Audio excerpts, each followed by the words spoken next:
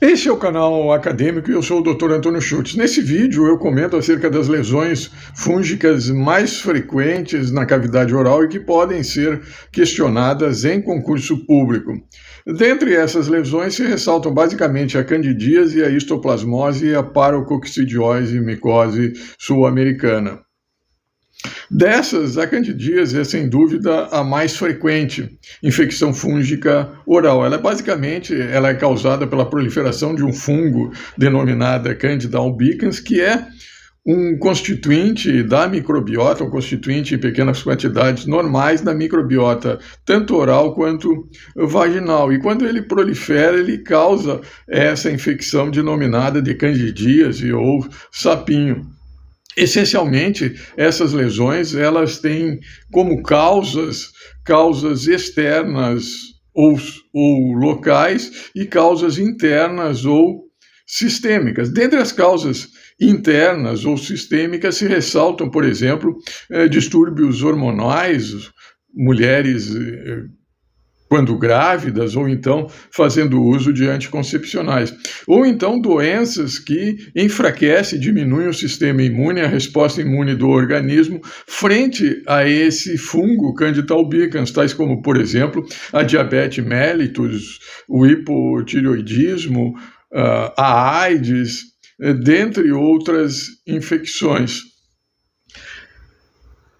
Também é importante se ressaltar, no contexto dos fatores externos ou locais, a má higiene oral e também o uso de prótese essas mal adaptadas, ou então a perda de elementos dentários que diminuem a dimensão vertical e, consequentemente, o acúmulo de saliva no canto dos lábios, determinando a proliferação dos fungos, a umidade ou acúmulo de fungos do Candida albicans nessa região, no canto dos lábios, que promovem rachaduras e, consequentemente, a formação da queilite, chamada queilite angular, ou perlash, que é também uma lesão causada pelo fungo Candida albicans. Também é importante se ressaltar que, no contexto do aspecto clínico, essas lesões elas se apresentam usualmente sob a forma de placa ou manchas esbranquiçadas, cujo diagnóstico pode, em relação a outras lesões, também que se apresentam sob a forma de manchas ou placas esbranquiçadas, como, por exemplo, a leucoplasia, o líquen plano, é o fato de que nessas lesões, leucoplasia, líquen plano, se você raspar, você não consegue remover. E no caso das lesões de candidíase, por Candida albicans, você raspa essas manchas, essas placas e consegue remover. Também elas podem se apresentar com aspecto de pequenas úlceras, pequenas aftas, também com o mesmo procedimento diagnóstico. Outros procedimentos diagnósticos que se faz, além da raspagem para remover essas lesões de candidíase, é a raspagem e o consequente exame das células para identificar a presença do Candida albicans, ou então exames de sangue para identificar a presença de anticorpos contra o Candida albicans. E o tratamento é essencialmente à base de antifúngicos como, por exemplo, a anistatina, o miconazol, o nizoral, dentre outros antifúngicos, sejam eles na forma de pomadas, de géis, ou então na ingestão de comprimidos. A histoplasmose, por sua vez, é uma infecção fúngica causada pelo fungo Histoplasma capsulatum, que é encontrado nas fezes de animais, tais como morcegos e aves, que se deposita no solo em frutas secas, e você, ao manipular o solo, ao manipular essas frutas secas, você se contamina com esses esporos, a transmissão se dá por esses esporos presentes no ar, no solo contaminado, e que causa uma infecção primária em nível de pulmão.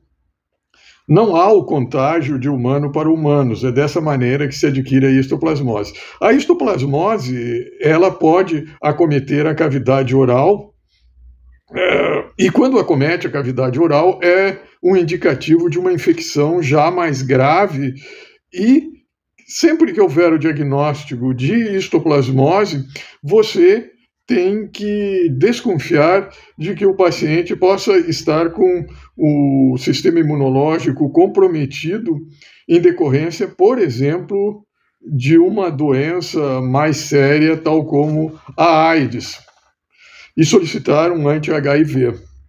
Na cavidade oral, essas lesões, elas se localizam usualmente no palato, na gengiva, na bochecha, e apresentam aspecto ulcerado, aspecto esse de úlcera evertida, ou seja, é uma úlcera que apresenta um formato cônico em que os tecidos eles se voltam para fora.